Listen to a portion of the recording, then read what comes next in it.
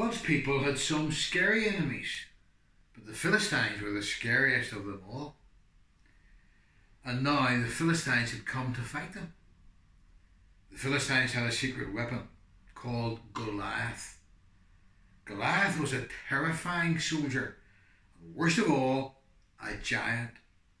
A giant so strong and so tall and so scary that no one had ever been able to fight him and live to tell the tale. So there they were, the Philistines standing on the top of one hill, God's people standing on the top of the other. Every day Goliath came out and shouted, "Send your best soldier to fight me. If he wins, we will be your slaves. But if I win, you will be our slaves." No one spoke. No one moved. "Chicken," Goliath shouted, "your God can't save you. I'll rip your heads off and have you on toast." His greedy eyes glowered at them hungrily from under his horrible helmet, as if any minute he really might just gobble them all up. And he laughed his terrible laugh. Ha, ha, ha, ha. It boomed, echoing horribly round and round the valley. Well, Goliath might just as well have been a green, slimy monster with 3 heads, because God's people froze with fear. Their eyes glazed over and they turned pale. They knew if someone didn't do something quick, if someone didn't save them, but God would do something. He would send someone to save them. David was the youngest son in his family. His brothers were soldiers in the army. One day, when David brought his brothers their lunches, he saw Goliath, and he saw how scared everyone was. "Don't be afraid," David said. "I'll fight him for you."